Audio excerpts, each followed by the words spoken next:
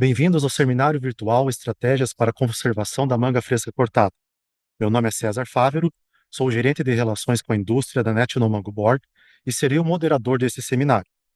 Para iniciar a discussão sobre estratégias para a conservação de mangas frescas cortadas, deixe-me apresentar-lhes a nossa palestrante de hoje, a doutora Francine Kuckel. Doutora Francine Kuckel é professora titular e pesquisadora da Universidade Federal do Paraná dos cursos de graduação em agronomia, mestrado e doutorado em agronomia e produção vegetal, professora de horticultura e pós-colheita. Concentra-se suas pesquisas na área de pós-colheita de produtos hortícolas, visando o aumento da vida de prateleira de frutas, hortaliças, cogumelos e plantas ornamentais. Desenvolveu seu mestrado e doutorado na Exalc e a pesquisa de doutorado na Universidade da Flórida, Estados Unidos, e também pós-doutorado em pós-colheita no Instituto de Investigação e Tecnologia Agroalimentar IRTA, na Espanha. Doutora Francine Kuckel, seja bem-vinda. Obrigada, César. Obrigada a todo o Mango Board pela oportunidade de estar aqui fazendo essa apresentação. É um prazer ter contato com tantos produtores, pessoal da indústria e demais pessoas que estejam assistindo aqui. Espero atender aos objetivos de vocês, de encontrar as informações, e me coloco à disposição a posteriori do que vocês precisarem, tanto na sessão de perguntas quanto por e-mail. Bem, iniciando a nossa palestra sobre estratégias para a conservação de manga minimamente processada, informações para a indústria, eu gostaria de começar com o conteúdo que a gente vai apresentar hoje. Primeiramente, os fatores que afetam a qualidade pós-colheita de manga minimamente processada. As mudanças que ocorrem durante o processamento, escurecimento enzimático, aspectos microbiológicos e novas estratégias para a preservação da qualidade da manga minimamente processada. Como todos acredito que sabem, a escolha de cultivar está entre uma das práticas agronômicas mais importantes para a gente ter uma manga minimamente processada de qualidade. Além disso, outros fatores, como as condições agronômicas, a maturidade, a qualidade do fruto antes de ser picado, as condições de armazenamento, processamento, métodos de preparo e armazenamento são muito importantes para manter a qualidade. Então, vamos agora ver brevemente como essas condições nos afetam. Bom, primeiramente, é importante citar as principais cultivares de manga que são utilizadas para produzir manga minimamente processada. São elas Kent, Kate e Tommy Atkins. Por quê?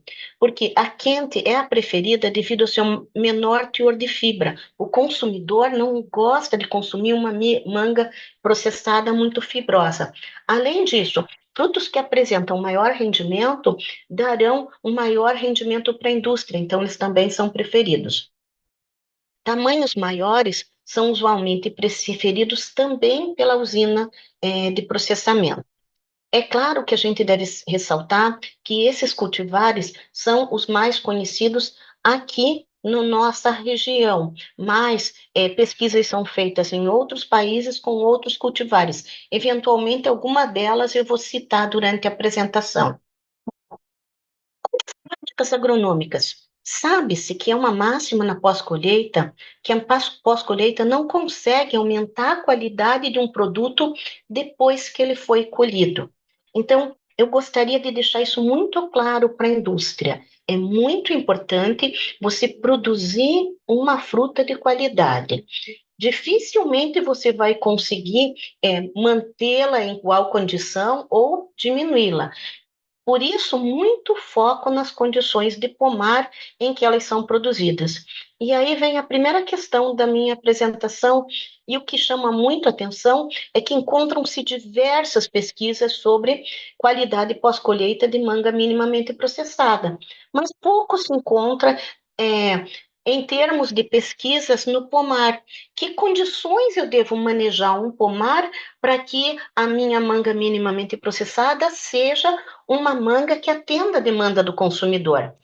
Então, isso daí é uma questão que eu gostaria que ficasse até para a gente discutir ao final, justamente sobre a importância de como manejar o pomar.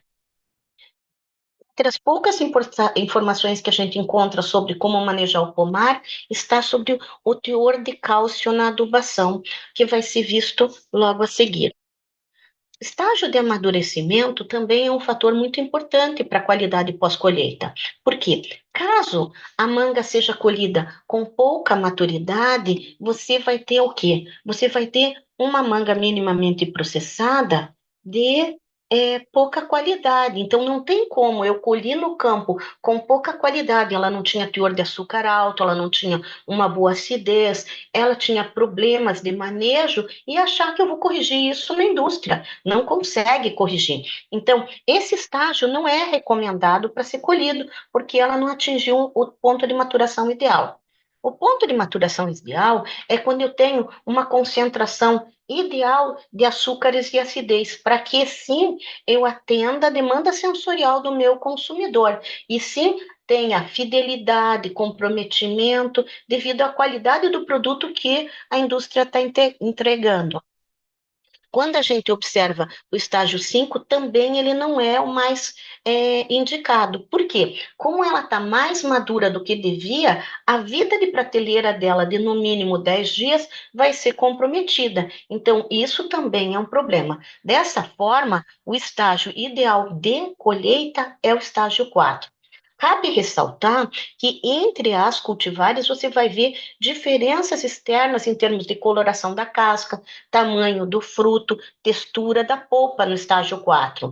Então, é importante que o produtor saiba exatamente qual é o estágio adequado que ele deve colher para mandar para a indústria de acordo com o cultivar que ele está trabalhando. E a indústria também saiba qual é o melhor material que ela precisa para instruir o produtor. Então, uma conversa integrada entre indústria e produtor é um fator muito importante para você ter um produto pós-colheita de qualidade. Quanto à qualidade da fruta intacta, é extremamente recomendado que, para manter a qualidade pós-colheita, o produtor use de boas práticas agrícolas. Essas vão garantir que o produto tenha uma condição de segurança para o consumidor. Da mesma maneira, a rastreabilidade. Por quê? A rastreabilidade vai favorecer que a indústria, tendo algum problema em termos de invase, ela rapidamente contate com o produtor e verifique o que foi feito a campo para indicar a causa de problemas para que eles não se repitam. E também as características físico-químicas dessa manga que atendam à demanda do consumidor daquele produto. Cabe salientar que, como a manga é produzida mundialmente, eventualmente, consumidores podem ter demandas diferenciadas de acordo com o seu paladar.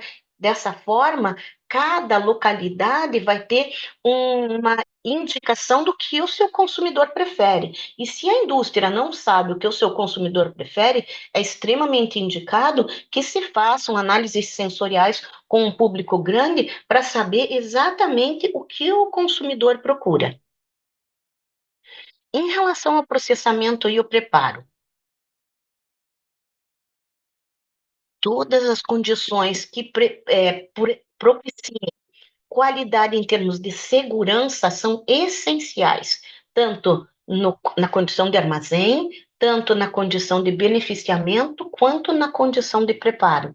Para isso, existe uma extensa literatura que fala sobre cuidados no manuseio, cuidados na higiene pessoal, cuidados em termos de condições necessárias no packing house, conformidades, não conformidades, fiscalização, que devem ser muito preocupantes e devem ser muito ligadas à indústria.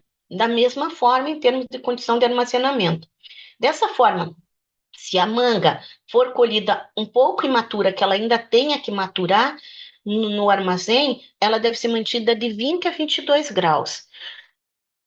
Já está na condição de maturidade ideal para ser processada, a condição ideal de armazenamento é de 4 a 7 graus.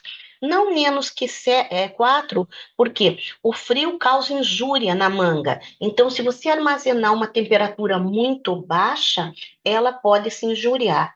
Então, eu queria que vocês, por gentileza, guardassem esse número, 4 graus, porque ele vai comprometer um dos fatores de qualidade e de segurança que eu vou falar logo à frente. E a umidade relativa de armazenamento de 90 a 95, justamente para manter a qualidade do alimento. Quais as mudanças que a manga sofre durante o processamento? Ela vai sofrer mudanças bioquímicas, como parar o produto, você vai descascar a fruta. Essa atividade vai quebrar a integridade do teu fruto. O que significa quebrar a integridade? Significa que ele vai causar ruptura nas células. Essa ruptura nas células, ela vai servir como um indutor de reações bioquímicas, algumas agradáveis e umas desejáveis e outras indesejáveis. Então, por exemplo, quando eu quebrei, eu vou perder a integridade e o tecido da manga vai se tornar mais amolecido. Se isso acontecer em grande quantidade de amolecimento, ela vai ter menor vida de prateleira. Outra condição é que, ao romper a parede celular do fruto, eu aumento a taxa respiratória. Isso é inevitável. E ao aumentar a atividade respiratória, eu aumento a intensidade de todos os processos bioquímicos de senescência, que levam à perda de qualidade. Eu tenho que minimizar esses produtos na indústria, para que meu produto atinja pelo menos 10 dias de vida prateleira. Uma das principais alterações que eu vou ter, ocasionadas pelo aumento da taxa respiratória, é o aumento da produção de um gás chamado etileno. E esse gás etileno é um indutor de senescência. Então, quer dizer que quanto mais etileno estiver sendo liberado no ambiente, menor a minha vida de prateleira do produto. Aí, dessa forma, conforme avança a senescência, eu vou perder água e posso não ter um dos principais problemas visíveis na manga minimamente processada, que é um escurecimento causado por enzimas. Dessa forma, o que eu devo fazer para minimizar esses processos? Bom, é inevitável que uma manga minimamente processada vai ter que ser descascada. Então, isso vai deixar o processo mais avançado em termos de mudanças bioquímicas. E uma das principais mudanças bioquímicas de importância é o aumento da produção de uma enzima chamada polifenol oxidase. Por quê? A polifenol-oxidase, quanto mais ativa, mais ela vai favorecer a produção de um produto chamado quinona. Quinona é um produto desenvolvido pelo tecido que deixa, como vocês podem ver nessa foto aqui, o tecido escurecido. Então, para o consumidor, dá aparência que aquele produto é velho, que ele não tem qualidade. Então, eu devo diminuir a produção de polifenol-oxidase para diminuir o escurecimento enzimático e que ela não fique aparentando má qualidade. Quais as causas que eu também tenho de perda de qualidade e de escurecimento enzimático? Alguns cultivares não são apropriados para fazer manga minimamente processável. Por quê? Justamente porque a polifenol oxidase, ela é muito intensa, então eu piquei e ele escureceu. Outra, a adubação do pomar é importante para que ele não escureça, as condições de armazenamento subótimas. Então, o que eu gostaria que vocês fossem entendendo a partir de agora? Fossem entendendo que, na medida em que eu tenho um processo bem regulado, já desde o descasque da manga, eu aumento a vida de prateleira. Qualquer falha nesse processo ou um processo subótimo vai diminuir a vida de prateleira. A durabilidade menor que 10 dias. Então, quando eu falei logo atrás sobre a condição de fertilização do pomar, e comentei que o principal fator estudado até hoje, melhor dizendo, o único estudado até hoje, é o cálcio. Por que o cálcio? Porque o cálcio é o elemento responsável pela firmeza das células e pela integridade. Então, aqui está um desenho para vocês entenderem melhor. Aqui é uma parede celular, e aqui na parede celular mostra microfibrilas de celulose, hemicelulose e outros componentes na parede celular que estão interligadas por o quê? Por fibras de pectina. Essas fibras de pectina funcionam-se como se fosse um fio amarrando as fibras que compõem a parede. Se eu tiver pouco cálcio, eu não vou ter pectina suficiente para amarrar. Então, o que que acontece? A manga, ao ser colhida, ela já tem a sua epiderme, a sua parede celular menos fortalecida. Isso vai fazer com que, ao ser processada, o dano que a faca, o processador, o secador vão causar no meu fruto vai ser muito maior. Então, é essencial que no campo eu dê cálcio para que o cálcio produza pectina e, ao produzir pectina, ele possa, dessa forma, ligar as microfibrilas de celulose e de hemicelulose. E essa informação é importante eu dizer que não é apenas eu saber que eu preciso de cálcio, mas eu tenho que saber quanto de cálcio aplicar, quando aplicar. Por quê? Porque o cálcio é um elemento químico pouco móvel. E ao ele ser pouco móvel, o que que acontece? Ele tem que translocar para o fruto. Se ele não translocar para o fruto, eu não vou ter uma boa parede celular para aguentar o manejo. Quando pode ser feita essa aplicação? Ela pode ser feita no solo, ela pode ser feita foliar ou ela pode ser feita em pós-colheita. A gente vai ver com mais detalhes isso logo a seguir.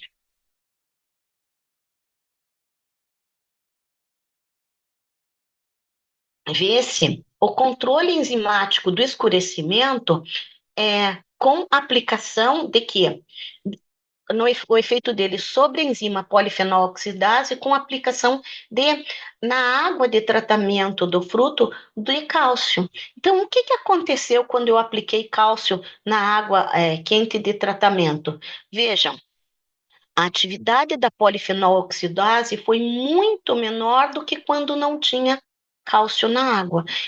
Dessa forma, é importante eu colocar na água de tratamento do fruto o cálcio para ele durar mais.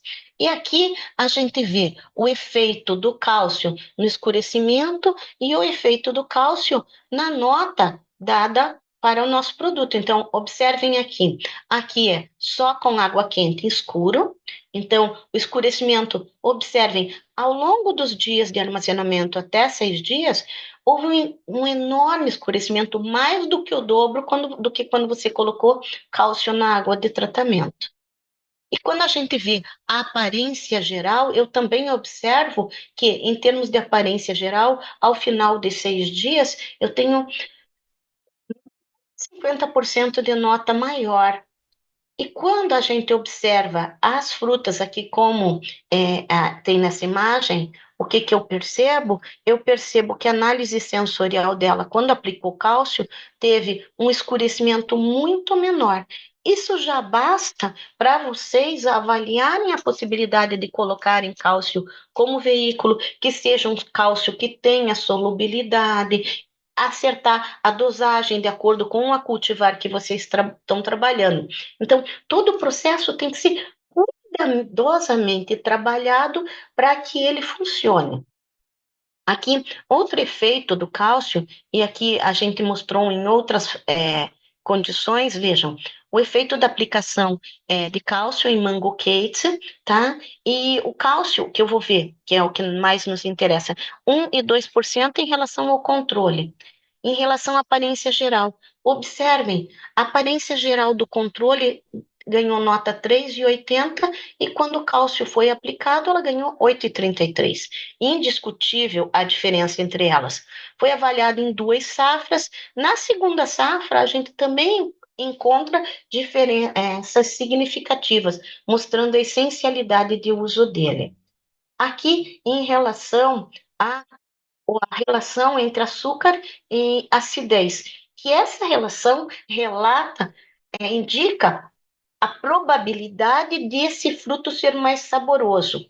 Quando eu trabalho com letras diferentes, significa que estatisticamente os valores são diferentes. Então, focando em cálcio a 2% versus o controle, embora numericamente as diferenças não pareçam muito, estatisticamente elas obtiveram notas bem diferentes, de B para D. Então, demonstra que realmente os produtos eram muito diferentes. Da mesma forma, na segunda safra, comprovando o que a gente falou da importância dele.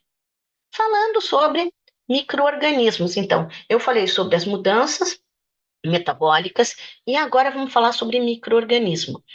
Eu não posso dizer que um seja mais importante que o outro, mas sim posso dizer que, em termos de segurança do alimento, eles são essenciais de serem atendidos.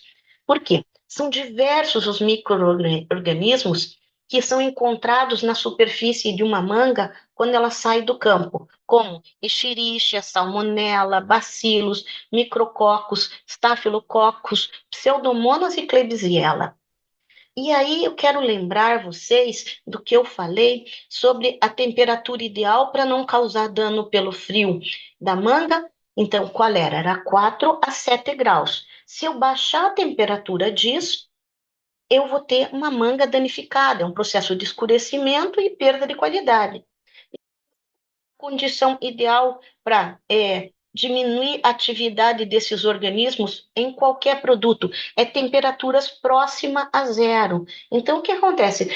Se eu tiver um produto contaminado com um desses micro-organismos e eu mantiver a manga 4 graus, a colonização deles vai ser rápida e certamente vai ser perigosa para a saúde humana, porque muitos deles causam agravos à saúde, e inclusive existem relatos de agravos sérios à saúde por consumo de manga contaminada. Então, a população está muito conectada sobre a importância de não consumir contaminação. E agora fica a pergunta: bem, se algum microorganismo passar pelo processo de beneficiamento, como é que eu vou resolver mantê-lo em baixa taxa, mantido numa temperatura de pelo menos 4 graus?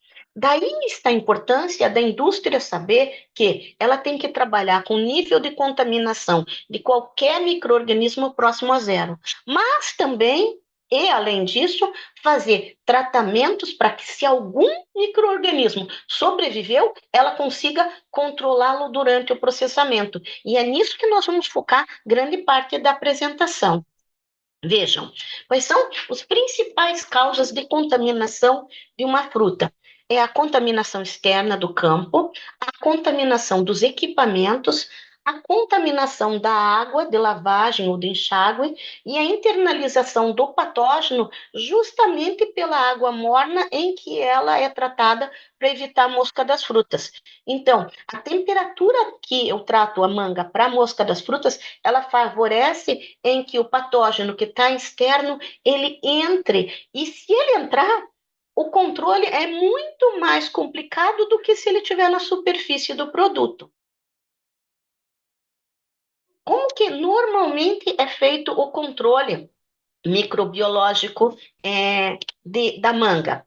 Bom, a técnica térmica é a mais utilizada. Mas qual é o problema da técnica térmica? É que quando eu aplico temperatura para o produto minimamente processado, eu posso causar amolecimento dele, perda de sabor, perda de firmeza. Então, tudo isso faz com que eu perca a qualidade do produto. E daí vem a necessidade de testar outros métodos, que foram as novas tecnologias que eu vou apresentar, recém-desenvolvidas, que eu vou apresentar logo a seguir. Por quê? Outras técnicas já em foco e que competem com a técnica térmica são a irradiação, o uso de antibiótico e o controle químico. Não tinham tantas preocupações da sociedade, mas atualmente a sociedade abomina o uso desses produtos por ter receios à saúde. Então, as novas tecnologias são chamadas não térmicas e elas não envolvem o uso de produtos químicos, antibióticos e radiação. Então, elas são consideradas seguras. Então, vamos ver quais são essas tecnologias. É, LED ou emissor de diodo, plasma frio, água neutralizada e água ácida e ultrassom. Essas são aquelas que eu encontrei dentro do universo de industrialização de manga pouquíssimas citações, mas encontrei. Existem algumas técnicas que são citadas para outras culturas, mas nunca foram testadas para manga. Então, eu quero salientar que a carência de informação científica, o pouco investimento em pesquisa, tem pouco se saiba sobre essas técnicas em manga. Sabe-se sobre outras espécies, mas manga muito pouco. E esse pouco que a gente sabe é o que eu vou apresentar aqui. Mas quero deixar claro que todas as técnicas foram testadas, por exemplo, eventualmente para uma cultivar, mas não para outra, para uma condição de cultivo e não para outra. E o produtor deve testar na sua condição de cultivo, cada indústria, desculpe, para que realmente o processo funcione na sua totalidade. Como que a manga tem sido testada, tem sido tratada para evitar micro-organismo. Então, usando hipoclorito de sódio e hipoclorito de cálcio, relativamente barato, são aplicados no pH 6 de 50 a 200 ppm por 2 a 5 minutos. Um método estabelecido para a indústria. O clorito entra em contato com a matéria orgânica vinda de onde? O fruto traz em sua superfície matéria orgânica, traz do campo. Qual é o problema? Existem relatos de ele produzir compostos químicos como clorofórmio, trialometanos, teratogênicos e ácidos alocéticos que são carcinogênicos. Isso demonstra em que a indústria cada vez mais tem sido cobrada para substituir esse processo por um processo em que seja mais seguro para o ser humano. Quando essa mesma substância é aplicada em pH alcalino, em presença de bases nitrogenadas que eu também encontro no produto que vem no campo, eu também tenho possibilidade de produzir compostos carcinogênicos.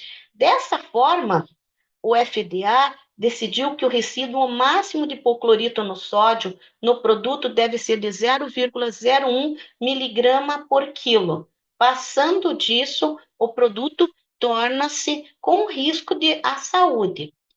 Então, a indústria, dessa forma, ela tem que estar procurando métodos alternativos.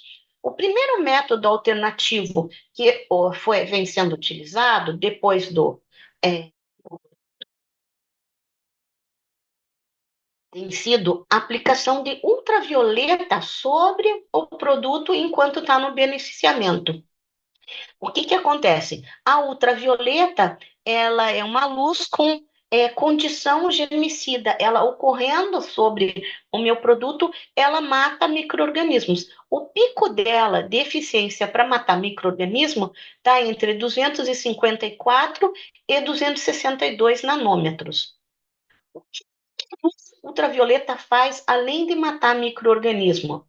Ela induz a produção de etileno, de ácido abscíssico, de fitoalexinas. Então, ela também causa efeitos fisiológicos no meu produto, alguns muito favoráveis. Por exemplo, ela atrasa o amolecimento da polpa também, mas outros péssimos, como reduz a massa do produto.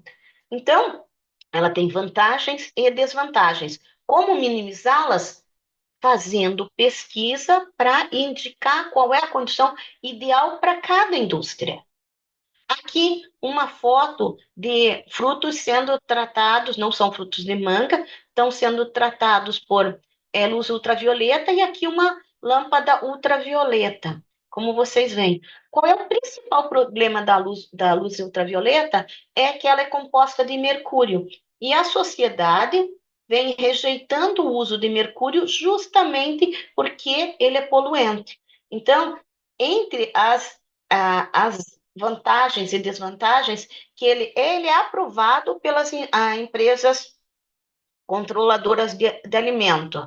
Ele tem uma forte ação germicida, e causa poucas mudanças relativas na qualidade do produto. mas é perigoso para os operadores, ele pode causar problema, e os consumidores têm certa preocupação pela produção de radiação ionizante. Dessa forma, até agora, nós vimos duas técnicas: o hipoclorito com riscos cancerígenos e a luz ultravioleta perigosa para quem manuseia, potencial poluente. Então, praticamente estamos numa situação difícil de resolver. Aqui eu apresento um relato do uso da luz ultravioleta que permitiu a vida de prateleira de manga tome por 12 dias, o que é um bom período para um produto minimamente processado. Mas a Agência de Pesquisa do Câncer dos Estados Unidos considera que ela é carcinogênica para seres humanos. Inviabiliza, embora ela tenha a possibilidade de produzir carotenoides, compostos fenólicos, flavonoides, isso inviabiliza seu uso. Então, vamos ver agora quais são as novas estratégias para manga minimamente processada, tá? E que vai ser utilizada em todos esses produtos para que ela esteja livre desses contaminantes que não são visíveis a olho nu, mas causam diversos problemas para o consumidor. Aí nessas estratégias a gente vai buscar como ter uma manga saborosa, que ela propicie saúde para o operador e para o consumidor, que ela seja livre de micro-organismos, seja segura e ela seja ambientalmente correta para aplicação. O método é a luz pulsada por Xenon. O que é Xenon? É uma marca de uma empresa que produz a luz pulsada. Aqui, só para dar uma lembrada para vocês, como é que se compõe a luz? A luz é composta de diversos espectros, desde o espectro de raio-x, conhecidos por todos nós, até espectros de infravermelho nessa extremidade. Cada espectro de luz, ele consegue ter uma função em termos de controle de micro-organismos e finalidades médicas, etc., em que afetam vírus, bactérias, fungos, parasitas. O que a luz pulsada faz? Ela inativa vírus, bactérias, fungos e parasitas. Ela é semelhante ao UVC, mas ela não tem mercúrio, o que ambientalmente é muito mais recomendado. A UVC tradicional aplica-se por minutos a horas. Entretanto, a luz pulsada se aplica apenas por segundos no produto, então é uma aplicação muito rápida. Usa-se em torno de 1 a 20 flashes por segundo, dependendo do micro-organismo que seja foco. 1 a 20 flashes por segundo, o olho humano não tem capacidade de perceber. Então, você não consegue nem perceber a luz acendendo e apagando, porque a exposição chega a milissegundos. Mas a energia que ela passa chega-se 200 vezes a energia do Sol sobre a superfície da água. Então, é uma energia muito grande e rápida. A vantagem dela é que ela preserva a nutrição e ela é aprovada pelo FDA desde 2017. Aqui, um desenho de uma bactéria, Listeria monocytogenes. Então, vejam ela intacta antes de ser submetida à luz pulsada, e aqui a parede celular da bactéria explodindo pelo efeito da luz pulsada e ela se degradando totalmente sem deixar resíduo. Aqui um equipamento de aplicação de luz pulsada, um exemplo feito em maçã, em que, como é que funciona? Os frutos não tratados, através de uma correia, passam por um fluxo de luz pulsada, num canto entra o produto para tratar e no outro ela sai. Como eu disse antes, o calor emitido por ela é imenso, então em cima dela tem que ter uma corrente de circulação de ar para retirar o calor produzido pela lâmpada. E aqui você pode usar a lâmpada da marca Xenon, mas de outras empresas também estão produzindo outras outras marcas. Inclusive, a proporção em que cada comprimento de onda é utilizado na lâmpada afeta a eficiência do processo. Então, para uma cultivar de manga, pode ser que a Xenon seja melhor, e para outra, pode ser que a Krypton seja melhor. Quais são os fatores críticos para otimizar o processo? A distância da luz até seu produto, a duração de passagem do fruto pela esteira, o volume de produto que está passando, a geometria dele e a orientação da lâmpada. Então, ela é ortogonal, ela é paralela, ela é transversa, de forma que isso vai afetar a qualidade.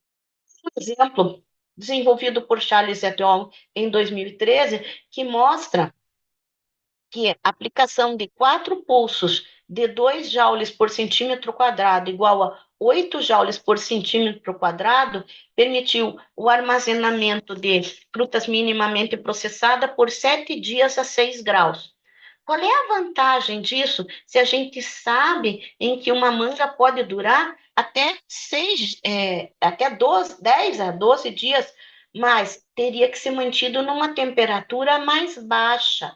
Então, quando eu coloco essa temperatura, eu ganho um gradiente que às vezes o meu retalhista que vende no supermercado, no varejo, o meu varejista, ele não consegue atingir temperaturas mais baixas. Então, quando eu aplico luz pulsada, eu minimizo o potencial de inóculo para armazenamento, potencial de inóculo de micro-organismo.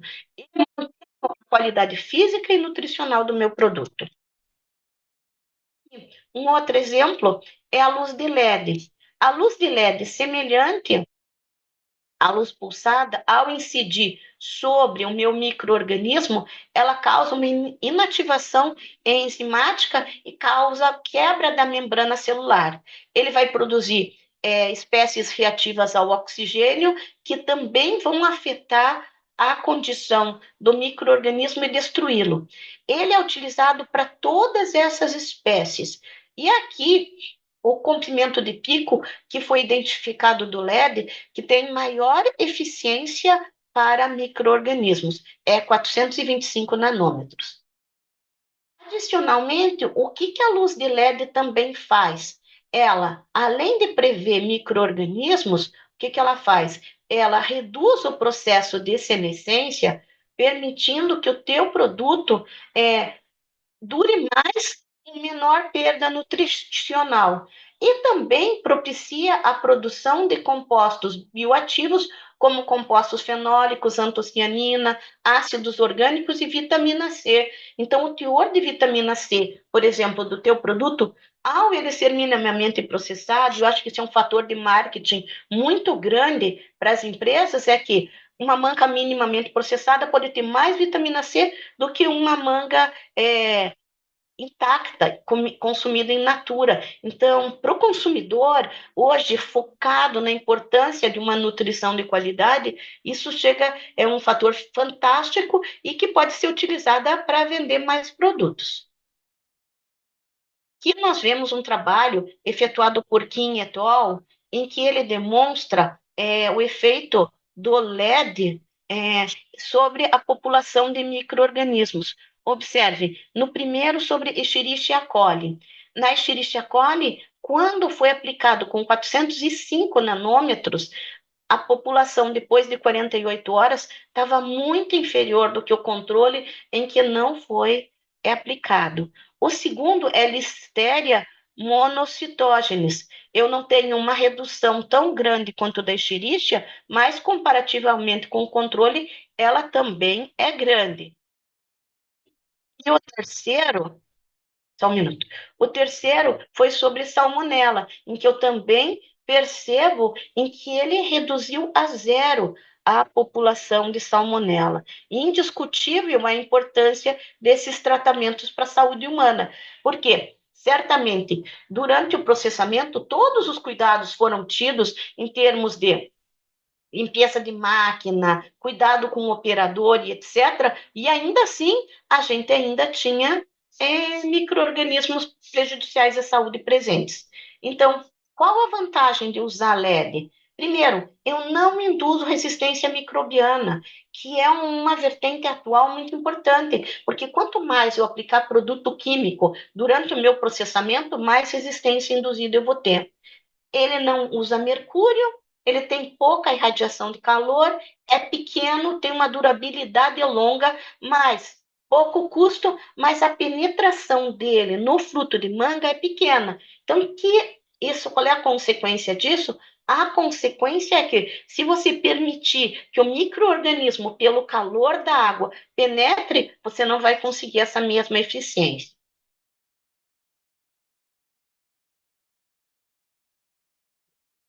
Plasma a frio.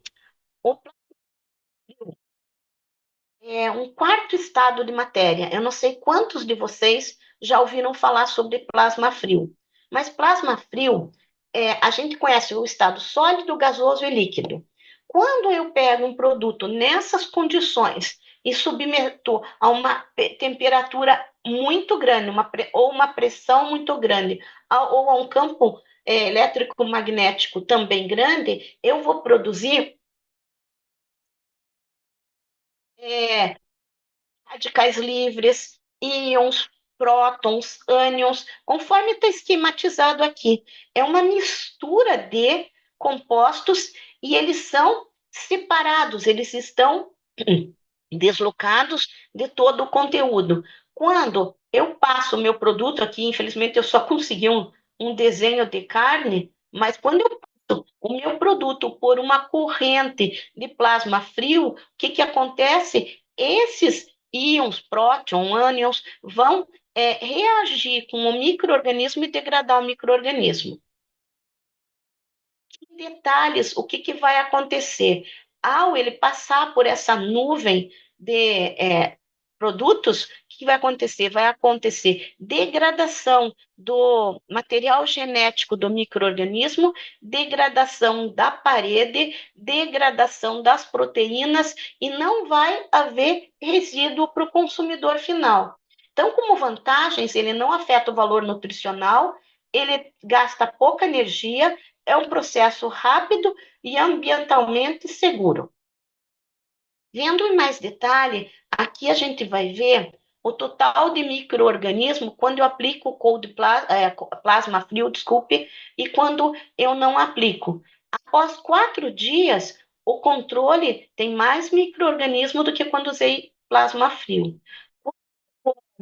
Em termos de firmeza, olhem que interessante que o plasma frio, além de matar o microorganismo, ele propiciou que a firmeza do produto fosse maior. Isso significa uma vida de prateleira potencialmente maior.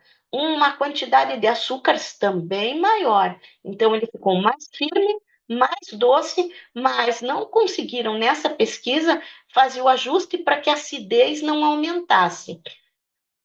Então, mesmo aumentando o açúcar, a relação entre açúcar e acidez que reflete o sabor mostra que o sabor dele ficou um pouquinho pior do que o sabor do controle. Essa é a diferença aqui. Então, repetindo aquilo que eu venho falando desde o começo da apresentação, a necessidade de se investir em pesquisa para realmente que o produto tenha também qualidade sensorial. O próximo, água eletrolizada neutra e a água eletrolizada ácida. Ambas destroem bactérias e fungos. A bactéria ela destrói o DNA e o fungo ela oxida a parede celular. Como é que funciona? Hoje a maioria das pessoas já ouviu falar em mudança de pH da água para a água ser mais saudável à saúde.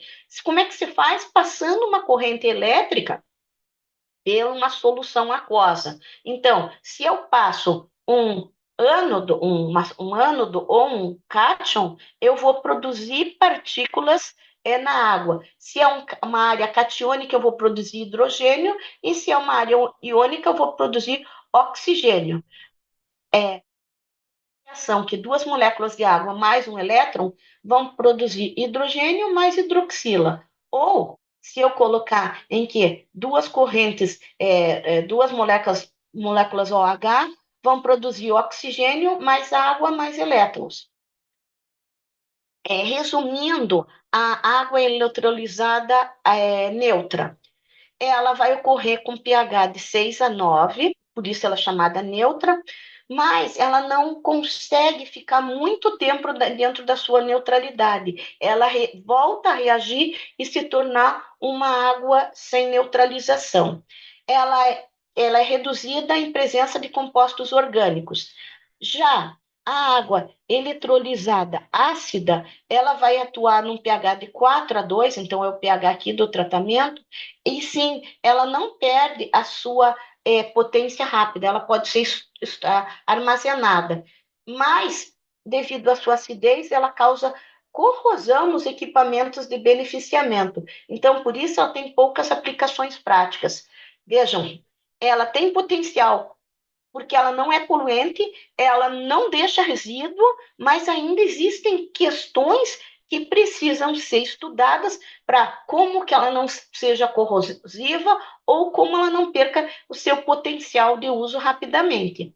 Olhem aqui os efeitos da água eletrolizada ácida e neutra em manga. Entre diversos produtos, o que a gente percebe? Desculpe. Aqui, só um que para a Escherichia coli, que é o mais escuro, ela conseguiu ter uma redução de micro-organismos muito maior do que eu conseguiria com água destilada ou com hipoclorito. Significa o quê? Aqui é o potencial de micro-organismos sem tratamento, destilada ou com hipoclorito de tratamento, e olhem como água ácida quanto a água neutra aumentaram a redução de micro-organismos presentes. Com certeza, alguns outros métodos foram melhores que a água ácida e a neutra. Quais seriam? A luz UV. Então, ela se demonstrou ainda melhor, demonstrando que ainda é preciso estudar mais a água eletrolizada para ela ser aplicada. Continuando, aqui é um desenho esquematizando como fazer esse tratamento com eletrólise. Então, eu produzo água eletrolizada alcalina ou água eletrolizada ácida, tenho as frutas de manga minimamente processadas e testo concentrações de água eletrolizada neutra sobre o meu produto. E aí, quais resultados foram obtidos? Armazenamento de 6 dias e com um armazenamento de 12 dias. O que é possível perceber? É possível perceber que a água eletrolizada, ela propiciou que a perda de peso, no caso, o azul, tá, seja menor do que a perda de peso. Aqui foi semelhante e aqui a perda de peso foi menor do que a se perderia no controle, demonstrando que, além de controlar micro-organismos, ela diminui a perda de peso do meu produto. Observando-se que, além dela diminuir a perda de peso, o que ela fez com os micro-organismos? A gente que vê que, em relação ao controle que eu tenho aqui, no controle eu tinha 3,1 vezes 10 a terceira de micro-organismos, e depois de aplicar a água eletrolizada neutra, baixou para 1,5, baixou para metade, simplesmente com o uso de água sem perder tanto a firmeza quanto o controle, mostrando seu grande potencial caso seja investido mais para melhorar a técnica. E a última técnica em que a gente vai ver é o ultrassom de alta intensidade. O ultrassom é aplicado com frequências de 20 a 100 kHz. E ele pode ser aplicado em baixa frequência ou em alta frequência de 10 a 1000 watts por centímetro quadrado. O que ele faz com o meu produto? Semelhante à luz, o que ele faz? Ele vai romper a parede celular e causar fragmentação do meu microorganismo e em consequência, a sua inibição em termos de danos ao uma pesquisa feita por Ildes e Adil, em que com manga quente, eles observaram que a manga, o teor de podridão delas, tratado com ultrassom, tá, foi do que por 7 dias foi menor, e aqui, quando foi tratado com ultrassom, muito menor do que qualquer outro tratamento aplicado. Armazenado a 4 graus por 14 dias, vencendo o mínimo, que era 10, para se armazenar, confirmando o seu potencial do ultrassom para tratamento da manga. E quando a gente observa a existência de odores desagradáveis, ele também foi menor, armazenado por 14 dias, do que o controle que qualquer outro dos tratamentos. Nessa tabela, é possível ver em que o tratamento com ultrassom de alta intensidade, os números estão um pouco pequenos, mas eu precisava mostrar a tabela inteira, que eu queria que vocês comparassem, o nível inicial a zero de bactérias era 2,94. E o que eu observo quando eu apliquei ultrassom? Eu tenho diminuição das variáveis. Então, há 7 dias, 3,40 para o não tratado, 2,20 para o tratado. 14 dias, 3,85 para o não tratado e 2,65 para o tratado, mostrando o controle tanto de bactérias quanto controle de fungos, que é a tabela ao lado, em que eu observo que para 7 dias com o controle 3,22, para 14 dias, 7 dias para o tratado, baixou para 2,20. E 14 dias de 3,89 baixou para 2,72, provando que é indiscutível que o ultrassom controla micro-organismos, além de diminuir o desenvolvimento de odores, manter a firmeza. Bom, considerando a quantidade de informações, essa minha apresentação foi apenas uma provocação para que se invista mais em pesquisa, para que a indústria tenha mais informações para produzir uma manga de qualidade e atender a demanda do mercado consumidor, não apenas em termos de qualidade sensorial do produto, mas também em termos de segurança do alimento, para que a gente realmente perceba que muito pouco se sabe sobre métodos muito potenciais para serem utilizados pela indústria.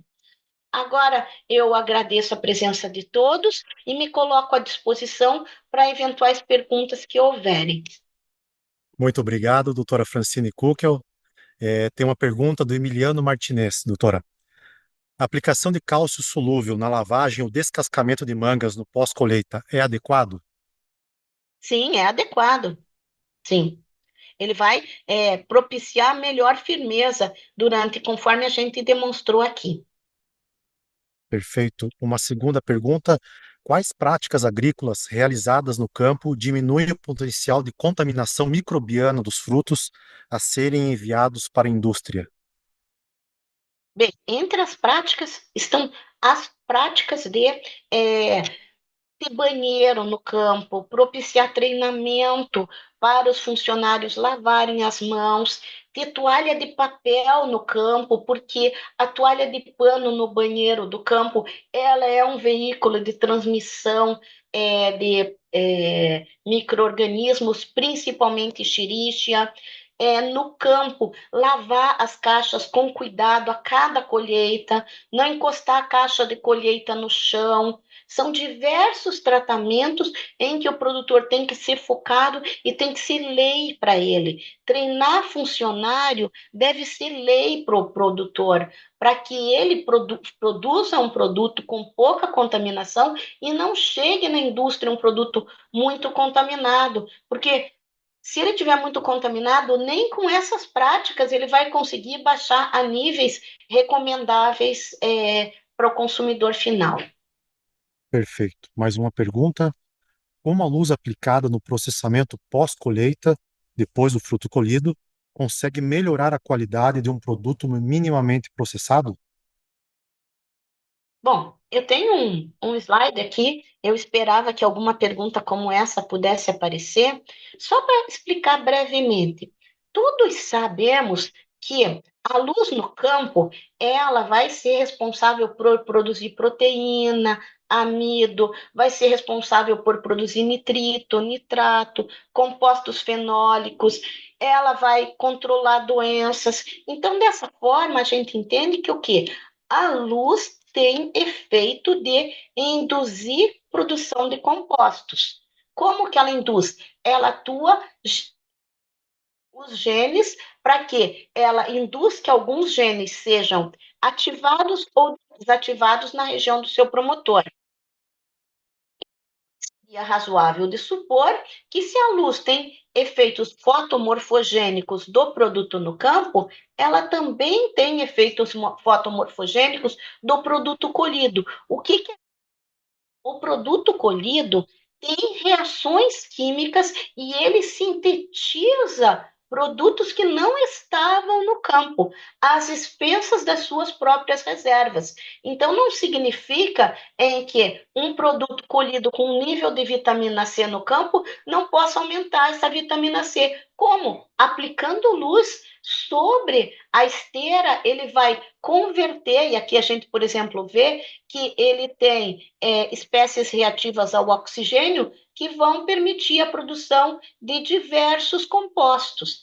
Então, ela melhora a qualidade mediante a atuação da expressão gênica de genes que já estão presentes no seu produto. Mais complexamente seria, ó, ele vai atuar sobre o meu produto, atuando a expressão gênica e produzindo inúmeras reações químicas. Assim ele muda a qualidade. E essa mudança a gente tem conseguido aumentar a qualidade nutricional, aumentar a quantidade de a firmeza e diversos produtos que são substâncias que são de interesse da indústria. Perfeito. Tenho mais uma pergunta de Luiz Figueroa. O uso de micro-organismos ou bactérias benéficas ao longo do ano com uso frequente, uma vez por mês, pode ajudar ou prejudicar? Com certeza, as bactérias e os micro-organismos, vamos dizer, chama-se inteligentes, o que que eles fazem? Eles vão fazer com que, ao serem aplicados, mais elicitores. Esses elicitores são substâncias que vão favorecer que produtos que melhorem a qualidade do produto sejam produzidos. Exemplo geral, se eu quiser ter maior teor de antocianina, que é responsável pela coloração, eu aplicando esses produtos, eu vou ter um produto mais colorido. E o consumidor busca uma manga colorida. Então, é uma vantagem no campo para melhorar a qualidade do produto. É extremamente recomendável. Perfeito. Temos algumas outras perguntas, mas vamos, em função do tempo, para a última. Quem enviou foi o Pedro Mariotto, obrigado. A pergunta é: o fornecimento de cálcio via solo, calcário ou gesso, pode ser usado como uma ferramenta viável para auxiliar a obtenção de frutos de maior qualidade para o processamento? Com certeza, é imprescindível estudar isso para cada pomar, para cada cultivar, a época, quantidade e o veículo com que o cálcio está sendo aplicado, para ter uma parede celular com um agente cimentante mais forte, e esse agente cimentante vai propiciar que ela resista mais a todo o processamento. Um fruto com deficiência de cálcio vai ser um fruto ruim para o processamento. Perfeito. Mais uma vez, muito obrigado, doutora Francine Kuckel. Esperamos sua participação em futuros seminários virtuais do NET no Mangobor. O próximo será dia 11 de julho de 2024, às 3 horas, horário do leste, com o tema Morte Descendentes em Plantações de Manga, Sintomas e Manejo. Agradecemos sua participação e até a próxima. E com isso, concluímos nossa sessão. Obrigado. Obrigada.